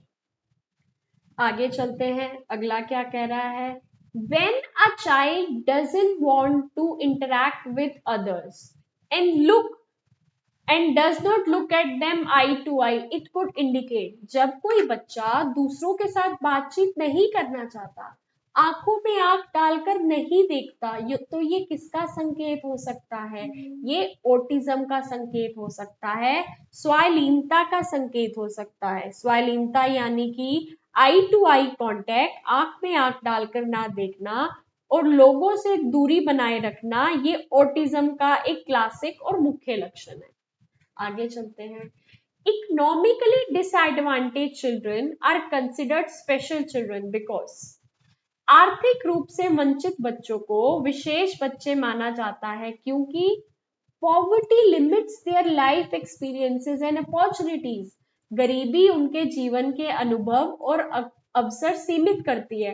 हाँ, बहुत सी लाइफ की एक्सपीरियंसेस अपॉर्चुनिटी उनको नहीं मिल पाती क्योंकि उनके पास पैसा नहीं है, क्योंकि उनके माँ बाप उस चीज को अफोर्ड नहीं कर पाते ना। जब बच्चा बहुत गरीब परिवारों में आते हैं, वे शारीरिक रूप से दिव्यांग भले ही ना हो, लेकिन गरीबी उनके सीखने के अवसरों को, खिलौनों को और अच्छे अनुभवों को सीमित कर देती है, इसलिए वह विशेष ध्यान की जरूरत है। आगे चलते हैं, अब आगे से आगे वाले जो क्वेश्चंस आ रहे हैं ये थोड़े से ट्रिकी क्वेश्चंस आ रहे हैं।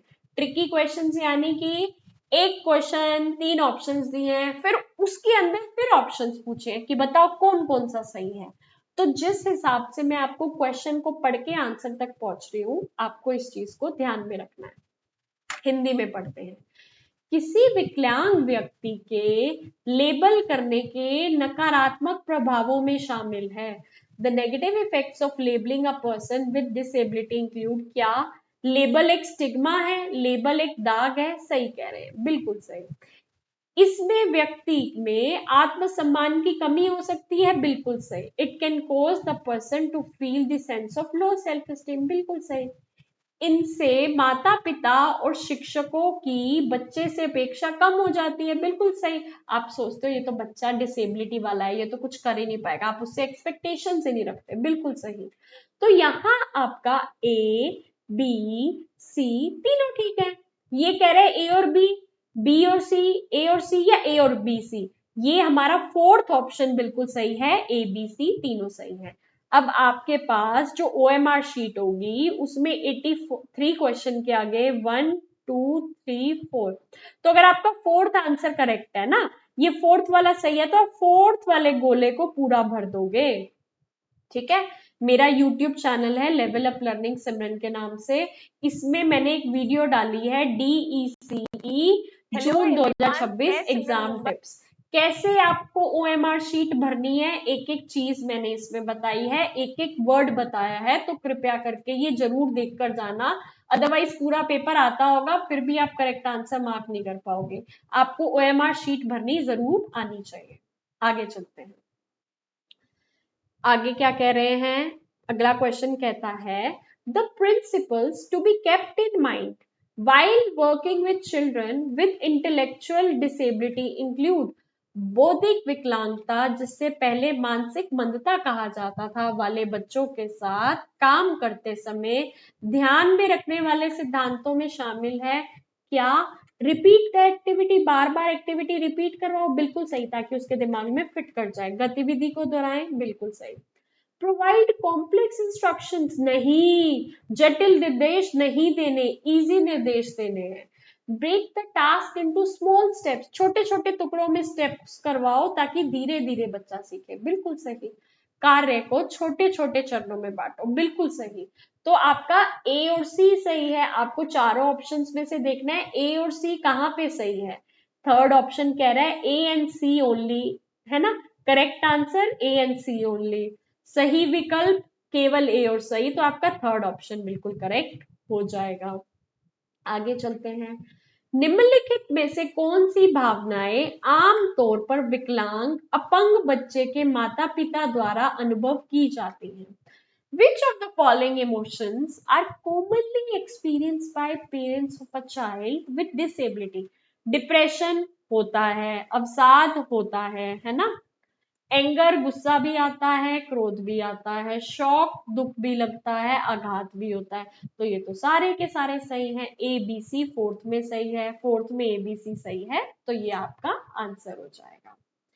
अब निम्नलिखित को सही क्रम में व्यवस्थित कीजिए ताकि क्षति, अपंगता, अक्षमता के बीच का संबंध स्पष्ट हो सके। Arrange the following in the correct sequence to show the relationship among impairment, disability and handicap. सारे ऑप्शंस पहले पढ़ते हैं। क्षति तब होती है जब किसी अंग या ऊतक में कोई दोष होता है। क्षति के कार्य क्षमता में कमी या हानि होती है जिसे अपंगता कहते हैं। ठीक है। अपंगता से व्यक्ति के परिवेश में समायोजन या सहभागिता में कठिनाई होती है जिससे अक्षमता कहते हैं। बिल्कुल सही। सबसे पहले क्षति होती है, ठीक है, फिर अपंगता होती है और फिर अक्षमता होती है। तो ये इन्होंने बिल्कुल सही सीक्वेंस में बताया, 1 2 3। तो ABC is the correct sequence. ठीक है। सबसे पहले इम्पेयरमेंट होती है, इम्पेयरमेंट से डिसेबिलिटी होती है और डिसेबिलिटी से हैंडीकैप होता है। तो ABC की जो सीक्वेंस है बिल्कुल सही है, तो आपका फर्स्ट ऑप्शन बिल्कुल करेक्ट हो जाएगा। आगे चलते हैं। निम्नलिखित में से कौन से कथन सही हैं? Which of the following statements are correct? Aggressive children are often unhappy children. आक्रामक बच्चे प्राय अप्रसन्न होते हैं। सही बात है ये तो। Aggression is the child's way of gaining attention. आक्रामकता बच्चे को अपनी तरफ ध्यान आकर्षित करने का तरीका है, ये भी सही है। ठीक है। अब देखो इस क्वेश्चन में ये कहना क्या चाह रहे हैं। आक्रामकता बच्चे के जो आक्रामक बच्चे होते हैं ना, वो अंदर से बहुत दुखी होते हैं। वो दुखी अपना दुख नहीं दिखा सकते, इसलिए गुस्सा दिखा देते हैं, और गुस्सा दिखाकर वो अटेंशन गेन करना चाहते हैं, ये भी सही है। तो यहाँ स्टेटमेंट 1 भी सही है, यहाँ स्टेटमेंट 2 भी सही है।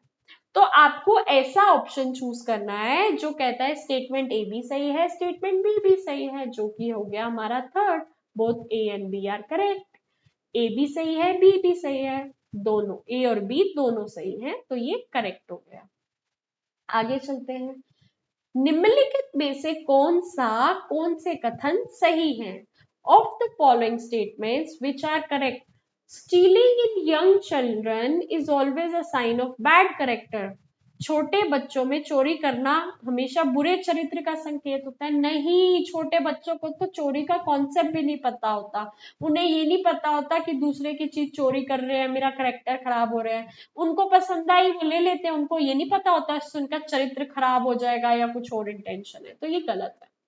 Young children steal because they lack clear understanding of ownership in early years. छोटे बच्चे कभी कभी चोरी इसलिए करते हैं क्योंकि उन्हें अपनी और दूसरों की चीजों के बीच के अंतर का ज्ञान नहीं होता। बिल्कुल सही। उनको लगता है ये पेंसिल है, अच्छी लगी, उन्होंने ले ली। उनको पता ही नहीं है ये किसी और की है, तो मुझे उससे पूछ के लेनी है या मैं नहीं ले सकता। अभी उनके अंदर अंडरस्टैंडिंग ऑफ ओनरशिप नहीं आती ना। तो हमारा यहाँ पर सिर्फ बी सही है। तो कौन सा ऑप्शन कहता है सिर्फ बी सही है? ये कह रहा है सिर्फ ए सही है? नहीं। ये कह रहा है दोनों सही है? नहीं। ये कह रहा है दोनों गलत है? नहीं। हमारा बी सही है, जो कि कहता है ऑप्शन नंबर 2, केवल बी सही है। आगे चलते हैं। Which statements are correct? निम्नलिखित में से कौन से कथन सही हैं? A person who has body that is not normal also has a mind that is not normal. क्या कह रहे हैं? जिस व्यक्ति का शरीर सामान्य नहीं है उसका दिमाग भी सामान्य नहीं होगा, ऐसा कुछ भी नहीं है। कोई मान लो बहुत ज्यादा मोटा हो गया तो उसका दिमाग भी मोटा हो जाएगा, दिमाग भी सही नहीं चलेगा, ऐसा कुछ भी नहीं है, गलत।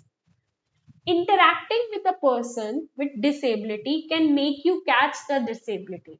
विकलांग अपंग व्यक्ति के साथ संपर्क में आने से आपको भी विकलांगता हो सकती है, ऐसा कुछ भी नहीं है। कम्युनिकेबल डिसीज थोड़ी है ये कि एक दूसरे से बात करने से फैल जाएगी। तो दोनों गलत है। तो ए और बी दोनों गलत है, ये हमारा फोर्थ ऑप्शन कहता है। तो हम फोर्थ ऑप्शन को टिक कर देंगे। हम फोर्थ ऑप्शन को टिक कर देंगे। अगला क्वेश्चन क्या कह रहा है? Of the following which statements are correct? निम्नलिखित में से कौन से कथन सही है? Hearing aid can be given to infants as young as 8 से 10 महीने ओल्ड। श्रवण यंत्र हियरिंग एड का उपयोग 8 से 10 महीने की उम्र के लिए भी किया जा सकता है। ठीक है जी, क्या कह रहे हैं? क्या किया जा सकता है? हाँ, किया जा सकता है। आगे चलते हैं। If a 6-month-old child show no response when called by her own name, it can indicate hearing impairment. यदि 6 महीने का शिशु उसके नाम को बुलाने पर कोई प्रक्रिया नहीं देता तो ये श्रवण दोष का संकेत हो सकता है। बिल्कुल सही है ना? इतने में तो बच्चा रिस्पॉन्स देना शुरू हो जाता है। तो पहली स्टेटमेंट भी सही है कि 8 से 10 महीने के बच्चे को भी हियरिंग एड पहना सकते हो, और 6 महीने का बच्चा अगर कोई रिस्पॉन्स नहीं दे रहा अपने नाम पे तो उसको हियरिंग इम्पेयरमेंट है। ए भी सही है, बी भी सही है। तो both A and B are correct. Third option बिल्कुल सही है। कथन ए भी सही है, कथन बी भी सही है। तो ए और बी दोनों सही है, जो कि हमारा थर्ड ऑप्शन कहता है। इसे टिक कर देंगे। ठीक है जी, आगे चलते हैं। Of the following which statement is are correct? निम्नलिखित में से कौन से कथन सही हैं? विकलांग अपंग बच्चे को अन्य समान बच्चों के साथ विद्यालय में नहीं पढ़ाया जा सकता है। नहीं पढ़ाया जा सकता है, गलत। पढ़ा सकते हैं हम। It is not possible to teach children with disabilities along with other non disabled children in school। गलत। पढ़ा सकते हैं हम। सामान्य बच्चे विकलांग बच्चों के साथ संपर्क से कोई लाभ नहीं उठाते। Children without disabilities do not benefit from interactions with children with disabilities। ऐसा कुछ भी नहीं है। दोनों बच्चों की कुछ ना कुछ, क्या कहते हैं ना, जैसे चिल्ड्रन विद डिसेबिलिटीज की कुछ कमियां हैं तो कुछ स्ट्रेंथ भी होंगी। जब वो विद डिसेबिलिटीज मतलब एक अपंग बच्चा एक नॉर्मल बच्चे के साथ इंटरैक्ट करेगा तो दोनों एक दूसरे से बहुत सी चीजें समझेंगे और उनको लाभ मिलेगा। तो ये वाली स्टेटमेंट भी गलत है। तो दोनों गलत है। तो हमें एक ऐसा ऑप्शन चूज करना है जो कहता है कि both A and B are incorrect. Both A and B are incorrect. A और बी दोनों गलत हैं। आगे चलते हैं। Which statements are correct? निम्नलिखित में से कौन से कथन सही हैं? देखो, जब राष्ट्र छोटे बच्चों में निवेश करता है तो वे बड़े होकर उत्पादक वयस्क बनते हैं और राष्ट्र में विकास के योगदान देते हैं।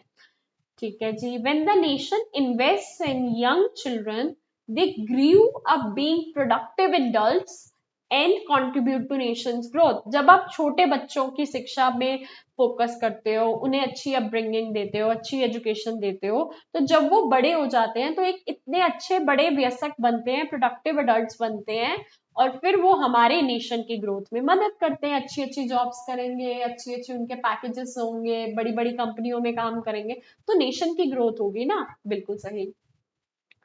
This is the economic argument of investing in quality early childhood care and education. ये गुणवत्तापूर्ण प्रारंभिक बाल्यावस्था देखभाल एवं शिक्षा में निवेश करने का आर्थिक तर्क है। बिल्कुल सही कह रहे हैं। गुणवत्तापूर्ण प्रारंभिक बाल्यावस्था देखभाल एवं शिक्षा में निवेश करने का आर्थिक तर्क है। बिल्कुल सही है ना? अगर आप इकोनॉमिकली अभी इन्वेस्ट कर रहे हो तो अच्छी बात है ना। अर्ली एजुकेशन में बच्चों का नींव अच्छी होगी, स्ट्रॉन्ग अच्छा होगा, बेस अच्छा होगा।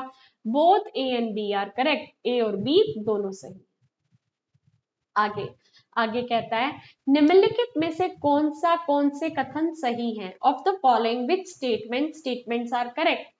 Early years of life are the most crucial for optimal development in all domains। जीवन के प्रारंभिक वर्ष सभी क्षेत्रों में सर्वोत्तम विकास के लिए सबसे महत्वपूर्ण होते हैं। बिल्कुल सही बात है। बिल्कुल सही कह रहे हैं। Focus should be on providing nutrition only during early years. बस, अच्छा, शुरुआती तौर पे अच्छा पोषण दे दिया और फिर भूल गए, कुछ खाना ही नहीं दे रहे, गलत। हमेशा उनको पोषण वाला खाना देना है, रॉन्ग। तो ओनली ए इज करेक्ट, केवल ए सही है। आगे चलते हैं। आगे कह रहा है निम्नलिखित में से कौन से कथन सही हैं? Of the following which statements are correct? पहली स्टेटमेंट कहती है आईसीडीएस कार्यक्रम में सुपरवाइजर आंगनबाड़ी वर्कर के जूनियर हैं। क्या in the ICDS programme the supervisor is junior to the anganwadi worker? No, supervisor तो सीनियर होते हैं, गलत।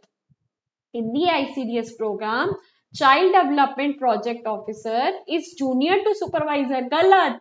चाइल्ड डेवलपमेंट प्रोजेक्ट ऑफिसर पहले आते हैं, बड़े होते हैं, और फिर सुपरवाइजर आता है, तो ये भी गलत है। आईसीडीएस कार्यक्रम में सीडीपीओ सुपरवाइजर के जूनियर हैं, गलत। सुपरवाइजर आंगनवाड़ी का जूनियर है, आंगनवाड़ी वर्कर का जूनियर है, गलत। दोनों गलत है, ठीक है। तो दोनों गलत वाला आंसर आपको फोर्थ दिख रहा है, both A and B are incorrect. A और बी दोनों गलत है, तो आप इसको टिक कर दोगे। आगे चलते हैं। Mobile क्रैच operates it's centres in rural areas, ठीक है। मोबाइल क्रैच अपने सेंटर्स रूरल एरियाज में, केंद्रों में चलाते नहीं। Mobile क्रैच construction workers, construction sites के पास चलाता है। The duration of continuous attendance of children at a particular mobile crèche center is 1 year। किसी विशेष मोबाइल क्रैच केंद्र पर बच्चों की निरंतर उपस्थिति की अवधि 1 वर्ष है। नहीं, ऐसा कुछ भी नहीं है। बेसिकली क्या होता है, देखो, मोबाइल क्रैच ग्रामीण इलाकों में काम करता है, गलत, क्योंकि ये कंस्ट्रक्शन साइट्स पे काम करता है। वहां लगातार 1 साल तक रुकते हैं नहीं, जब तक माँ बाप वहां काम कर रहे हैं, कंस्ट्रक्शन का काम चल रहा है, तब तक वहां रुकते हैं। जैसे ही वहां पे कंस्ट्रक्शन का काम ओवर हो गया, वो वर्कर्स चले गए, तो उनके बच्चे भी चले जाते हैं। तो ये भी गलत है, ये भी गलत है। Both A and B are wrong, both A and B are incorrect. A और बी दोनों गलत है। आगे चलते हैं। Which of the following reflects negative attitude towards children with disabilities? निम्नलिखित में से कौन सा व्यवहार विकलांग अपंग बच्चों के प्रति नकारात्मक दृष्टिकोण को दर्शाता है? क्या अंधविश्वास एवं डर? हाँ, ये तो दर्शा रहा है।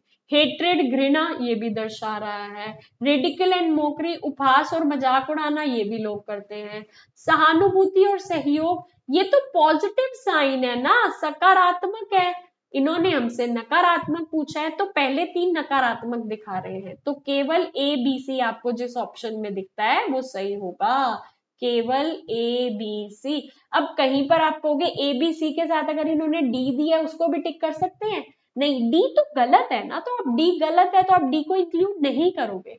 ए बी सी सही है, तो ए बी सी ओनली। आगे, किसी संगठन की संरचना दिखाने के लिए सबसे उपयुक्त संचार सहायक सामग्री है। The most suitable communication aid to show the structure of an organization is, क्या एक ऑर्गेनाइजेशन का स्ट्रक्चर दिखाने का suitable communication aid क्या है? फ्लो चार्ट, प्रवाह चार्ट। फ्लो चार्ट में आप दिखा सकते हो कौन किससे कनेक्टेड है, कौन किसके अंदर रिपोर्ट कर रहा है। प्रमस्तिष्क घात, सेरिब्रल पाल्सी का सबसे आम कारण है। The most common cause of cerebral palsy is damage to the child brain during birth. जन्म प्रक्रिया के दौरान बच्चे के मस्तिष्क को क्षति पहुंच जाना। ठीक है जी, मैंने बताया था आपको पहले भी, सेरिब्रल पाल्सी का सबसे बड़ा और आम कारण है कि बर्थ प्रोसेस के दौरान दिमाग में चोट लगना या किसी वजह से दिमाग तक ऑक्सीजन का ना पहुंच पाना। अगला question, which of the following is not a feature of mobile क्रैच? कौन सा मोबाइल क्रैच कार्यक्रम की विशेषता नहीं है? मल्टी स्किल्ड वर्कर्स, ये तो है। फोकस ऑन इंटीग्रेशन है। ऑर्गेनाइजेशन ऑफ बाल सभा है। लेकिन one time training to workers, कार्यकर्ताओं की केवल एक बार प्रशिक्षण होगा, ये नहीं है। क्यों नहीं है? देखो, मोबाइल क्रैच अपने कार्यकर्ता को सिर्फ एक बार ट्रेनिंग देकर नहीं छोड़ देता, वह वर्कर्स की ट्रेनिंग लगातार बार बार करता है ताकि हर चीज के लिए वो अपडेटेड रहे। और आज की क्लास का हमारा last question, arrange the following steps of the communication process in the correct sequence. संचार प्रक्रिया में निम्नलिखित चरणों को सही क्रम में व्यवस्थित करें। कैसे? Receiver gives feedback, sender selects the message. सबसे पहले आएगा सेंडर मैसेज को सेलेक्ट करता है, ठीक है, प्रेषक संदेश को चुनता है, ठीक है। फिर message is transmitted through a channel, second. संदेश एक माध्यम के द्वारा प्रसारित होता है, सेकंड, ठीक है जी। थर्ड, थर्ड क्या होगा? रिसीवर रिसीव द मैसेज, है ना, प्राप्तकर्ता संदेश को प्राप्त करता है, थर्ड। सेंडर ने मैसेज सेलेक्ट किया, एक चैनल सेलेक्ट किया जिसके थ्रू मैसेज भेजेगा, रिसीवर ने रिसीव किया और लास्ट में रिसीवर ने फीडबैक दिया, प्राप्त करना ने प्रतिक्रिया दी। तो सबसे पहले हमारा आता है बी, फिर आता है डी, फिर आता है सी, फिर आता है ए। सबसे पहले आ रहा है बी, है ना, प्रेषक ने संदेश को चुना। फिर आता है डी, एक माध्यम के द्वारा उसको भेजा, डी। फिर क्या आता है? सी, कि प्राप्तकर्ता संदेश को प्राप्त करता है। फिर प्राप्तकर्ता उस पर फीडबैक देता है। फिर आता है ए। तो बी डी सी ए आपको किस ऑप्शन में दिख रहा है? सेकंड में, बी डी सी ए, बी डी सी ए। तो ये आपका बिल्कुल करेक्ट आंसर हो जाएगा। इसके साथ साथ मैंने आपको 100 क्वेश्चंस कंप्लीट करा दिए हैं। आई होप आपको ये आज की क्लास बहुत ही ज्यादा यूजफुल लगी होगी। मैंने कोशिश करी है आपके इसके पीछे के कॉन्सेप्ट्स भी क्लियर करूं। कोई आंसर गलत है तो क्यों गलत है वो भी बताया है। बाकी ये मेरा YouTube चैनल है लेवल अप लर्निंग सिमरन के नाम से, कृपया करके इसको सब्सक्राइब कर लेना। और एग्जाम से पहले मैंने ये जो प्लेलिस्ट बनाई है तुम्हारे लिए, जून 2026 एग्जाम प्रिपरेशन वाली, इसके अंदर आपको अप्रोक्सीमेटली 11 वीडियोस मिलेंगी, जिसके अंदर DC1, DC2, DC3 सबकी तैयारी होगी। और पेपर में कैसे OMR शीट मिलेगी, कितने घंटे का पेपर है, कौन सा पेन यूज करना है, क्या क्या लेके जाना है, सब कुछ बताया है। ये सब आपको देखकर जाना है। ये 11 वीडियोस मानकर चलना, आज वाली वीडियो मिला के 11 हो जाएंगी। दो दो बार देखकर जाना है, शुरू से लेके आखिर तक, और आपकी तैयारी एकदम बढ़िया हो जाएगी। मेरी हर वीडियो के नीचे मैंने हमारे टेलीग्राम चैनल का लिंक दिया है, जिसमें 35,000 से ऊपर सब्सक्राइबर्स हैं। इसको सब्सक्राइब कर लेना, क्योंकि आगे आने वाले जो भी अपडेट्स होंगे मैं इसी चैनल पे डालती हूँ। कि कल को कोई वैकेंसी आ रही है, उसकी कोई वीडियो है, या आगे आप कैसे स्कूल्स में अप्लाई कर सकते हो, कैसे रिज्यूमे बना सकते हो, सब कुछ मैं इसी चैनल पे डालती हूँ। तो सब्सक्राइब कर लेना, है ना। और इसके पिंड मैसेज पे जाओगे तो आपको DEC की बुक्स देखने को मिलेंगी, हिंदी और इंग्लिश मीडियम में, बिल्कुल फ्री में। उसको डाउनलोड करके पढ़ना चाहो तो पढ़ सकते हो। एंड टाइम पे चाहते हो फटाफट MCQs की तैयारी करनी है तो आप मेरी ये MCQs भी परचेज कर सकते हो। एक सब्जेक्ट का 100 रुपीज का, तीनों सब्जेक्ट्स का 300 के मिलेंगे। हर यूनिट के MCQs होंगे इंपॉर्टेंट वाले, वो 2-2 3-3 बार पढ़ लेना, आपके दिमाग में चीजें फिट कर जाएंगी। और जैसे ही आपको पेपर में क्वेश्चन देखने को मिलेगा तो आप उसको इजीली आंसर कर पाओगे, ठीक है। बाकी नोट्स लेना ना लेना आपकी मर्जी है, लेकिन मैं आपको सजेस्ट करूंगी ये प्लेलिस्ट वाली 11 वीडियोस 2-2 बार जरूर जरूर देख के जाना। फ्री वीडियोस हैं लेकिन बहुत ही ज्यादा मदद करेंगी। पिछली बार पहली बार MCQ पेपर हुआ था, तो देखो पहली बार ये जो मैंने आपको करवाया, एक बच्चे का रिजल्ट आया था मैम 95, 95, 93 मार्क्स लेकर आया था, ठीक है। अभी तो उसके असाइनमेंट और प्रोजेक्ट के भी नंबर नहीं लगे थे, पहले ही मार्कशीट भेज दी कि मैम देखो कितने अच्छे मार्क्स आए हैं। तो आई होप जिस हिसाब से मैं पढ़ा रही हूँ उस हिसाब से आप अच्छे से पढ़ो और आप तो 98, 99 और 100 मार्क्स लेकर आओ। All the very very best. I hope ये क्लास आपके लिए यूजफुल रहेगी और आप बहुत ही अच्छे दिल से पढ़ाई करोगे, अच्छे से पेपर करके आना। All the very very best. और क्या था, पेपर जब देकर आओगे 30 सेकंड की एक छोटी सी वीडियो बनाकर हमारे WhatsApp पे भेज देना कि आपको हमसे पढ़कर कैसा लगा, ठीक है जी। आपको हमसे पढ़कर कैसा लगा, आपका नाम क्या है, आप कौन सी स्टेट से हो, ताकि कल को आपके स्टेट की कोई वैकेंसी आती है या कोई अपडेट्स होते हैं वैकेंसी को लेकर, मेरे पास वो डेटा होगा तो मैं आपको इन्फॉर्म कर सकूं। तब तक अपनी पढ़ाई में लग जाओ, बस कुछ ही दिनों में पेपर आ गए हैं, तो जी जान लगा के मेहनत करनी है और अच्छे नंबर लेकर आना है, टॉपर्स बनने हैं। मुझे इंतजार रहेगा तुम्हारी अच्छी अच्छी मार्कशीट्स का। जब तुम्हारे अच्छे अच्छे मार्क्स आएंगे, मार्कशीट्स आएंगे, ग्रेड कार्ड्स आएंगे, तो अपनी मार्कशीट्स की फोटोज, ग्रेड कार्ड की फोटोज हमारे लेवल अप लर्निंग के कॉन्टेक्ट नंबर पे भेज देना। 85 मार्क्स से ज्यादा मार्क्स जो लेकर आएगा उन बच्चों को हमारी तरफ से स्पेशल गिफ्ट्स मिलेंगे। जिसके भी किसी भी सब्जेक्ट में 85 या 85 से ज्यादा होंगे, हमें अपनी ग्रेड कार्ड की फोटो भेज देना और नीचे लिख देना क्या कि मैम ने कहा था 85 से ज्यादा मार्क्स वालों को गिफ्ट मिलेगी। वो कब मिलेगी? मिल जाएगी। ठीक है जी। तब तक पढ़ाई करो। All the very very best. Thank you so much.